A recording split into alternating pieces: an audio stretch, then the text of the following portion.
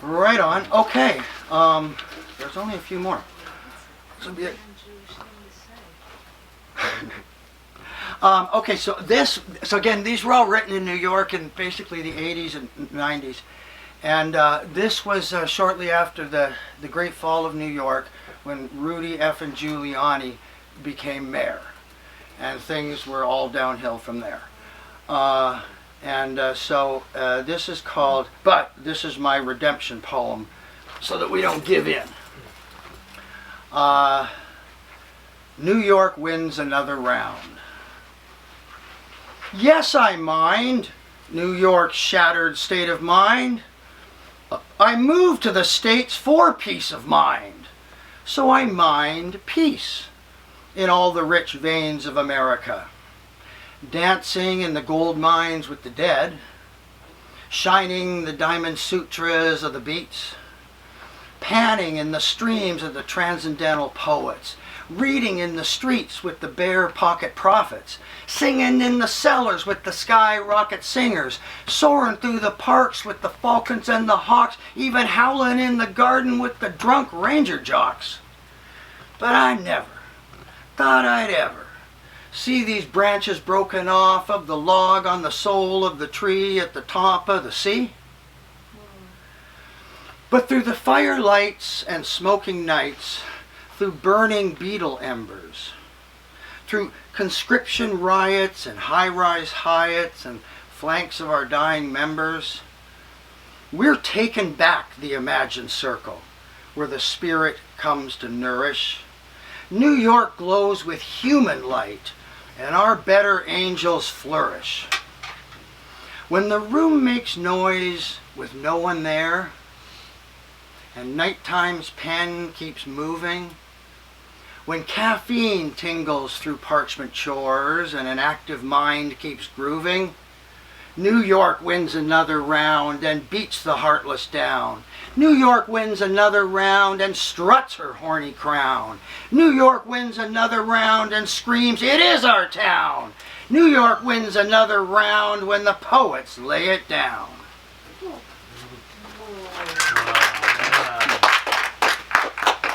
I'll do this one too. Okay, so tonight the evening performance will be a tribute to Kerouac, a whole sort of celebration of all things Jack.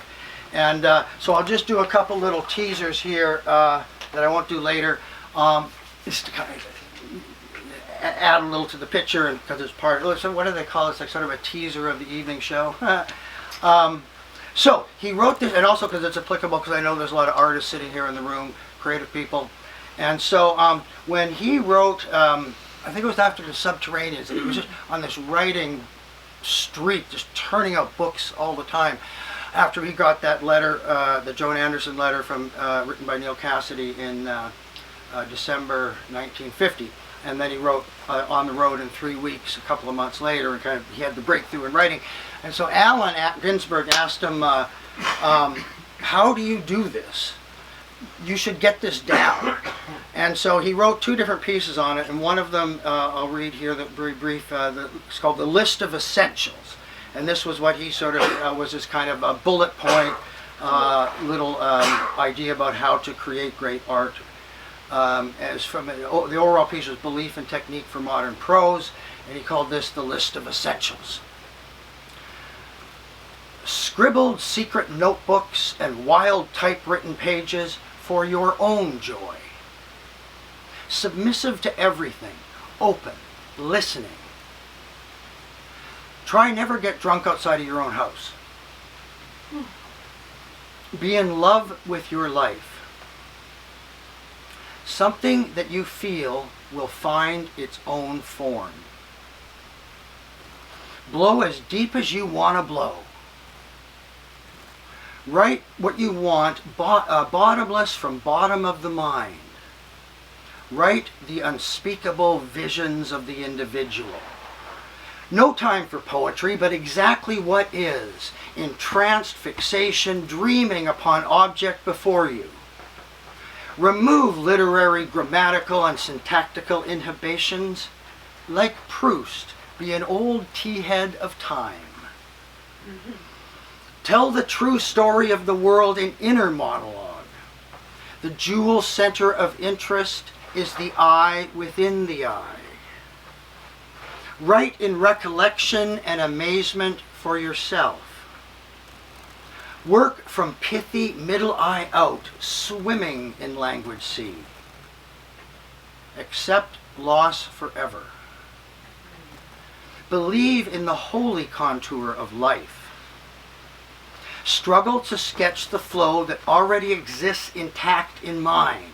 Don't think of words when you stop, but see the picture better. Write for the world to read and see your exact pictures of it. Compose wild, undisciplined, pure, coming in from under, crazier the better. You're a genius all the time. Jack Kerouac. Wow. It's really fun. I love doing this with musicians. Oh, we're going to have a musician join us tonight. Trisha will be there joining in on a couple of pieces later on. This is a little one paragraph from On the Road when Jack and Neil go to see George Shearing.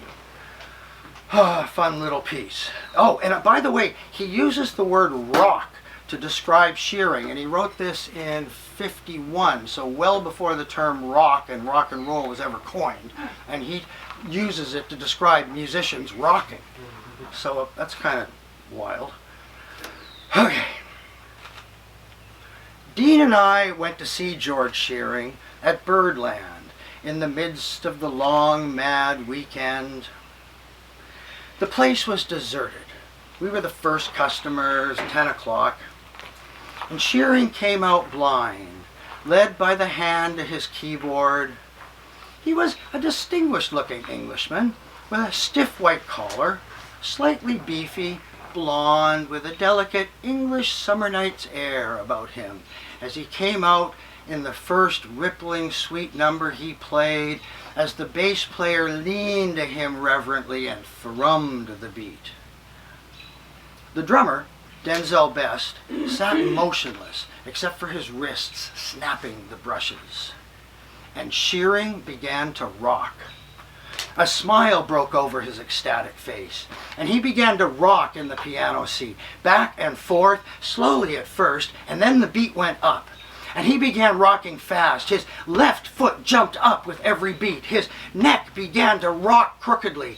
He brought his face down to the keys. He pushed his hair back. His combed hair dissolved, and he began to sweat. And the music picked up. The bass player hunched over and socked it in, faster and faster. It seemed faster and faster, that's all.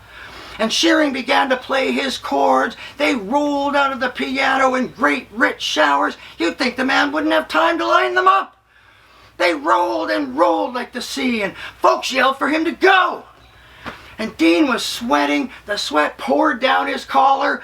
There he is. That's him. Oh, God, Shearing. Yes, yes, yes. And Shearing was conscious of the madman behind him and could hear every one of Dean's gasps and imprecations. That's right, Dean said. Yes!